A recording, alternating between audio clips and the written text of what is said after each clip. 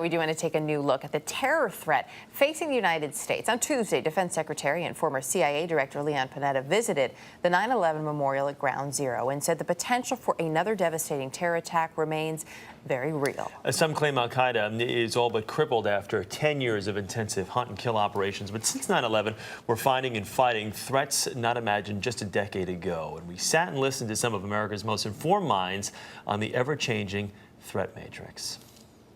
We are infinitely safer today than we were on 9/11 against the kind of terrorist attack we saw 10 years ago, that mass casualty attack mounted against an iconic target, which is the kinds of things that al-Qaeda always aspires to do.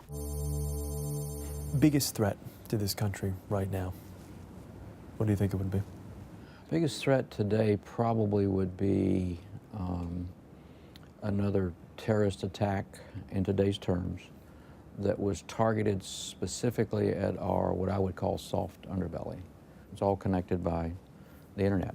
And there's a huge level of cybersecurity or cyber vulnerability in the nation. So if the right force, right set of players attacked us in the right place at the right time, it could have catastrophic effect. Safe to say, though, that we are being actively targeted? Oh, every day. The new al-Qaeda flavor of the month isn't that complex plot.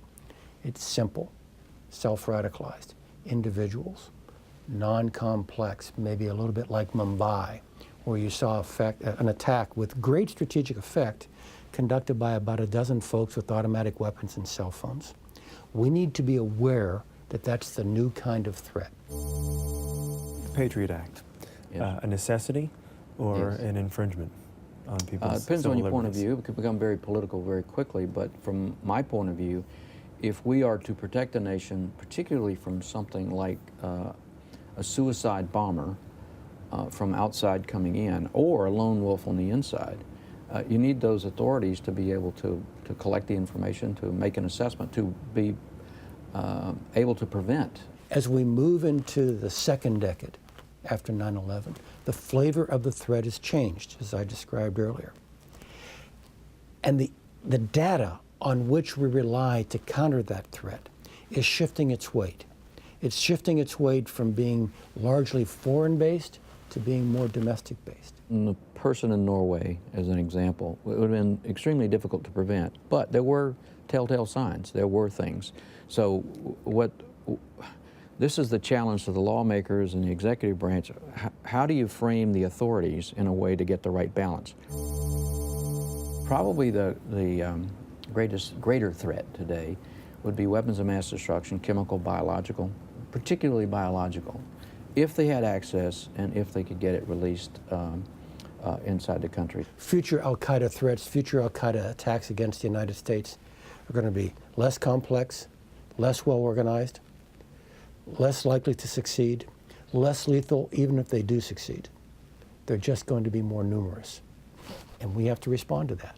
The biggest challenge for the U.S. intelligence community, in my view, is recognition and early warning to prevent an event, not understand it after it's happened.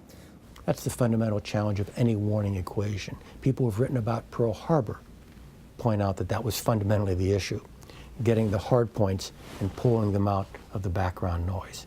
We collect so much now. We have so many people working on this problem that that's become the issue of the day. I think our most fundamental challenge right now is to understand the war's not over, even with the death of bin Laden, that future attacks are certain, not even likely, and that we don't overreact to future attacks.